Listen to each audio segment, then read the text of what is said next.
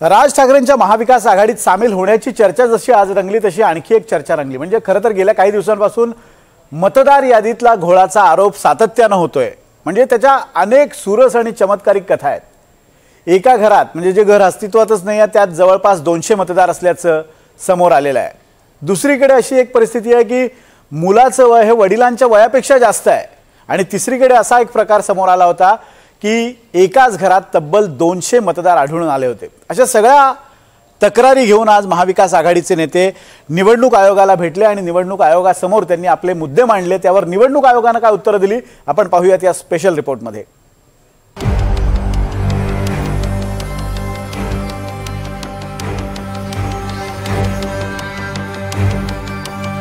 निवडणूक आयोगाच्या भेटीला पोहोचले उद्धव ठाकरे, राज ठाकरे, शशिकांत शिंदे, समाजवादी पक्षाचे आमदार रईस शेख, मिलिंद नार्वेकर, संदीप देशपांडे, शरद पवार, बाळासाहेब थोरात, जयंत पाटील, अनिल देसाई, अनिल परब, शेतकरी कामगार पक्षाचे जयंत पाटील आणि माकपचे प्रकाश रेड्डी सगळ्या पक्षांनी एकत्र येत निवडणूक आयोगाला निवेदन दिलं।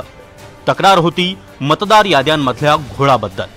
निवडणूक आयोगाला महाविकास आघाडीनं काही सवाल केले। वगळलेल्या मतदारांची नावं किंवा माहिती राजकीय पक्षांना का मिळत नाही? ज्या मतदारांचं नाव वगळलं गेलं त्याची माहिती राजकीय व्यवस्थेला किंवा त्या मतदाराला कळायला नको का?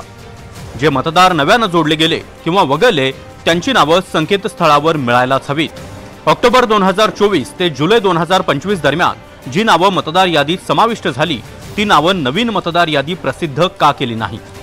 मतदार यादी हा राजकीय पक्षांचा अधिकार आहे। तो लपवण्यात काही छुपा राजकीय हेतू आहे का? कुणाचा दबाव आहे का? असे सवाल महाविकास आघाडीने विचारले।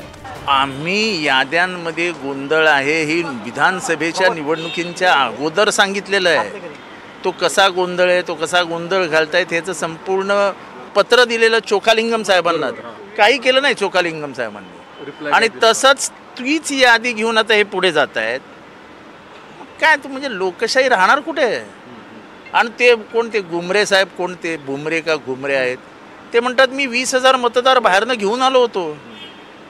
म्हणजे इतकी स्पष्ट कबुली एका प्रामाणिक आमदारांनी द्यावी ह्याच्या इतकं भाग्य नाही हो महाराष्ट्राचं। आणि आता निवडणूक आयोगाबरोबर महाविकास आघाडीच्या बैठकीत काय झालं त्याची इनसाइड स्टोरी ही पाहूया। या बैठकीत राज ठाकरे म्हणाले मतदार याद्यांमध्ये प्रचंड घोळ आहे। 2-2 ठिकाणी मतदारांची नावं कशी आली? वडिलांचं वय मुलाच्या वयापेक्षा कमी कसं? जे आज 18 वय पूर्ण करत आहेत त्यांनी मतदान करू नये का? निवडणूक लागलेली नाही तरी मतदान नोंदणी बंद का केली? निवडणूक याद्यांमध्ये एवढा घोळ आहे, तुम्ही कसं निवडणुकांना सामोरे जाणार? 31 जानेवारीपर्यंत निवडणूक घेण्याचे आपल्याला आदेश आहेत। आपण आम्हाला उत्तर द्या की तुम्ही निवडणुकीसाठी सज्ज आहात का? व्हीव्हीपॅट मशीन लावा। देशात आता कुठेच निवडणुका नाहीत तर व्हीव्हीपॅट आणा। तर उद्धव ठाकरे म्हणाले मतदान कुणाला जात आहे हे कळत नाही। निवडणूक आयोगाबरोबरच्या बैठकीत जयंत पाटील म्हणाले आमच्या पक्षाकडून दिल्लीला आणि महाराष्ट्र आयोगाला पत्र दिले होते। आयोग म्हणतं की पत्रच आले नाहीत। आमच्याकडे पुरावे आहेत। अनेक घरं अशी आहेत जी अस्तित्वातच नाहीत पण तिथे मतदार आहेत। एखादं सॉफ्टवेअर वापरून दुबार मतदार काढून टाका, याद्या दुरुस्ती करून फेरमतदान घ्या। आम्ही तुम्हाला काही दिवसात पुरावे देतो। खोटे मतदार हे लाखोंच्या घरात आहेत। महाविकास आघाडीच्या शिष्टमंडळाच्या तक्रारी ऐकल्यानंतर निवडणूक आयोगाने देखील उत्तर दिलंय। निवडणूक आयोग म्हणतो की दुबार मतदार असेल तर त्यांना विचारलं जाईल की तुम्ही मतदान कुठे करणार। विरोधकांची मतं केंद्रीय निवडणूक आयोगाला कळवली जातील। सीओना म्हणजे चोखलिंगम यांना आम्ही हे दाखवून दिलं की कशा त्रुटी झालेल्या आहेत। राज ठाकरे यांनी अनेक उदाहरणं त्यांच्यावर आणलेली ती देखील त्यांना आम्ही सादर पुराव्यानिशी दिलेली आहेत। आणि महाराष्ट्राच्या निवडणूक यादीत प्रचंड गोंधळ आहे हे आता बऱ्याच मतदारसंघात दिसतंय। आणि तीच निवडणूक यादी जर 1 जुलैला फ्रीज करून त्या यादीवर आपण जर महाराष्ट्राच्या राज्य निवडणूक आयोगाने निवडणुका घेतल्या तर तोच गोंधळ पुन्हा पुढे चालू होईल आणि याला आम्ही ऑब्जेक्शन घेतलेलं आहे। महाविकास आघाडीच्या नेत्यांची आता उद्या पुन्हा निवडणूक आयोगाबरोबर बैठक होणार आहे।